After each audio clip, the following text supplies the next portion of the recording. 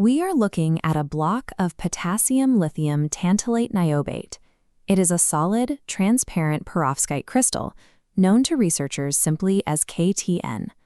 Usually, when a material like this cools past its Curie temperature, right around 292 Kelvin, its internal electrical polarization organizes into simple, predictable regions.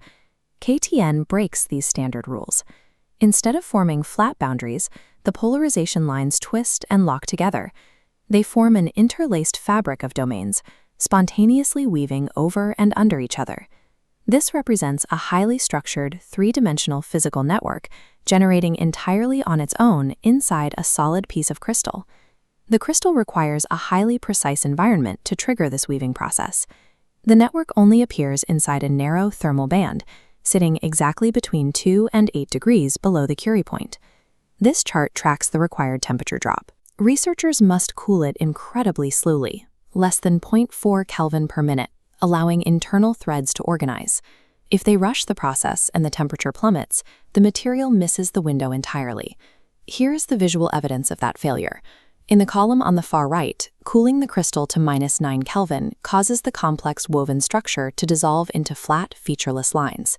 The magnificent interwoven fabric depends entirely on the crystal being carefully and precisely guided into this specific operating window.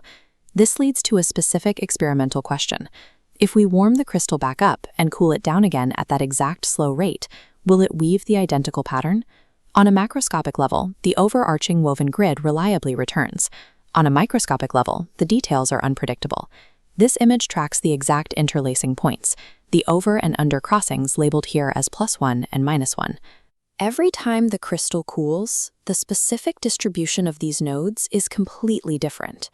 The internal configuration takes a chaotic, entirely unique route through its formation process on every single cycle.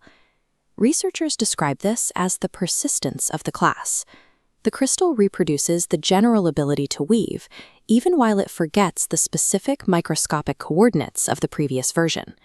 To test the stability of this state, researchers targeted the surface with a focused 514 nanometer green laser to see if the weave could be broken.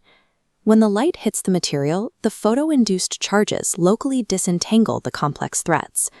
This Raman scattering image reveals the result. The intricate grid has been cleared away, replaced by smooth, diagonal, parallel domains where the laser hit. The reason the light affects it this way involves electrostatics.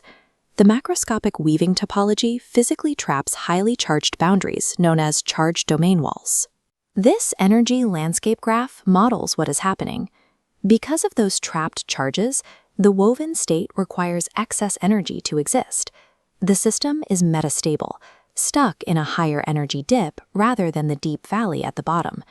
The laser provides just enough of an energetic nudge to free the trapped charges, allowing the crystal to relax into its true lowest energy configuration. The woven grid functions as a robust, metastable trap, consistently rebuilding itself as the material cools, even when lower energy states are theoretically available. This behavior leads to a broader question proposed by the framework of General Emergence Mechanics, or GEM. Based on this chaotic but reliable behavior, how should physics define persistence? Traditional models often define a successful persistent state as a system reaching a single, unchanging, lowest energy equilibrium. The GEM interpretation suggests that true persistence involves remaining inside a bounded class of viable states, constantly adapting without losing overall function. Physical identity emerges from what the framework calls an admissible history, the specific sequence of environmental exposures and internal shifts a material can survive while remaining useful and recoverable. GEM intends to take this concept and turn it into a practical engineering tool.